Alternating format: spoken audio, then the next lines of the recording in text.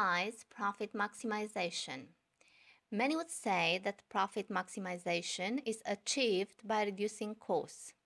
Well, cost reduction is only the first step and should not be considered only when it comes to reducing activity in a company. Profit maximization is not only about cost reduction. Even cost reduction must comply with certain proportions. For example, to minimize the cost of production for its given level, its marginal product per dollar must be equal for all inputs into production. We cannot only say that we reduce costs by a certain percentage without checking if later we can achieve forecasted results. Profit maximization should be considered in any situation. When we determine the selling price, when we decide production costs, in crisis conditions, and in conditions of economic boom as well. When we want to develop our business, to launch new products, when we establish the marketing budget, on short term and long term as well. We do many calculations, are established functions of production, of cost, of demand, are checked numerous correlations between price, quantity, marginal cost, marginal product, marginal revenue, are conducted analyses for elasticity of own price, of prices of competing products, of income of the customers, of advertising budget, and so on. Now we go back to our example to see which is the maximum profit that the company Z might get from selling product X in each of the three assumptions set by management for 2016 year. By using the previously determined demand function, we calculate the values per price and sales that maximize profit in each of three assumptions considered. Thus, we obtain the following data. For the first set of assumptions, maximum profit is $3,783,277, realized with a price of $1,663 and a sales volume of 5,525 units, being with 4.36% higher than would have been achieved at a price of $1,816. For the second set of assumptions, the maximum profit is $1,989,295, being achieved for a price of $1,482 and a volume of sales of 4,295 units, with 61.30% more than would have been achieved at a price of $1,816.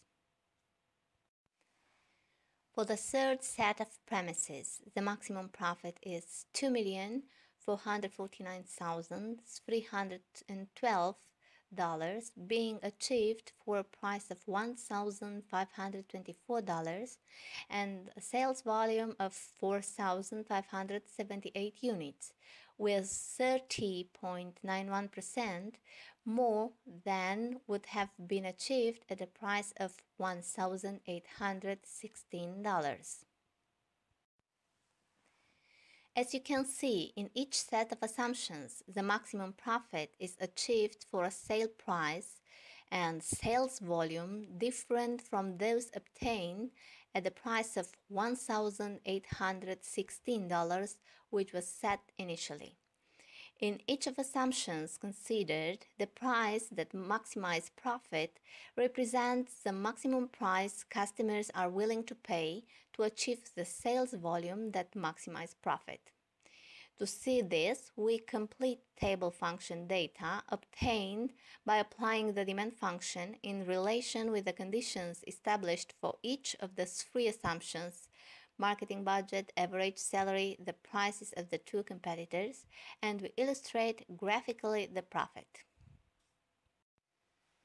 For the first set of assumptions, The data are as you may see below. In the table are marked with colors the two sets of data that correspond to the two prices we are considering. First price of $1,816, which is a price established initially by the management, and the second price of $1,663, which is a price we determine using the demand function and corresponds to the maximum profit, which can be identified as well on the graphic. We may notice as well that can be registered losses, even if the sales volumes exceed 10,000 units. This happens because such high volumes of sales can be achieved with very low sales prices. For the second set of assumptions, the data are as you may see below. In the table are marked with colors the two sets of data that corresponds to the prices we analyze. First price of $1,816 is the price established initially by the management. The second price of $1,482 corresponds to the maximum profit established with the demand function. You may notice the differences between the two sets of data, and you may see the maximum profit on the graphic. Again, you may notice that losses can be registered. This is the reason why we sustain that strategy of the company must be based on profit, not on market share. For the third set of assumptions, the data are as you may see below.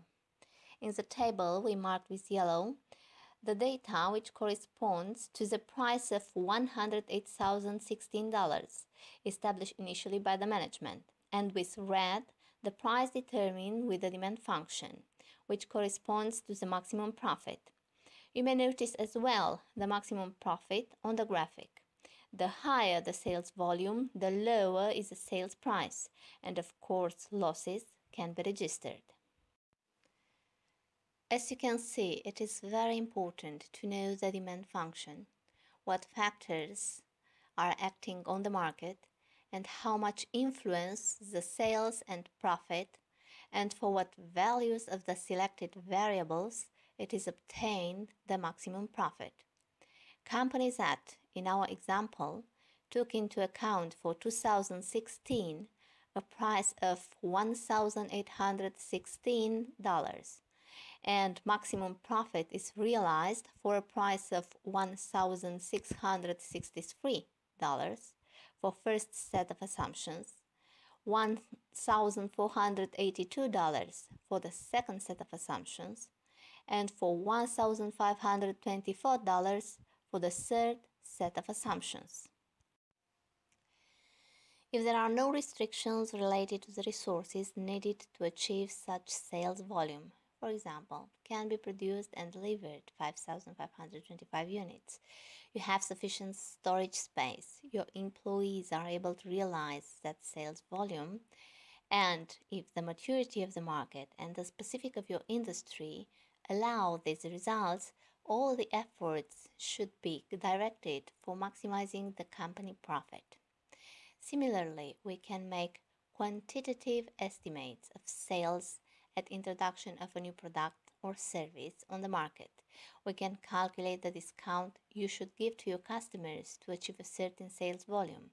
We can determine what results can be achieved if your direct competitors decide to make promotions at the same time. Determinations can be made for many variables, considering the simultaneous actions of several factors that show you how to act to maximize profits.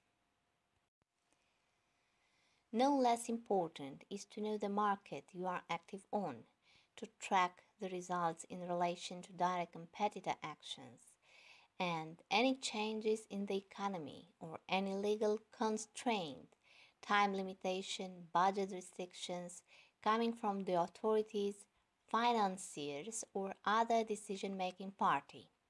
It is very important to know the period in which acted the respective constraints, what categories of customers were affected, and how they have influenced your results. We invite you to contact us to determine your demand function and to forecast both resources and results correctly to maximize your profits. We help you to direct all efforts for getting a long-term sustainable profits.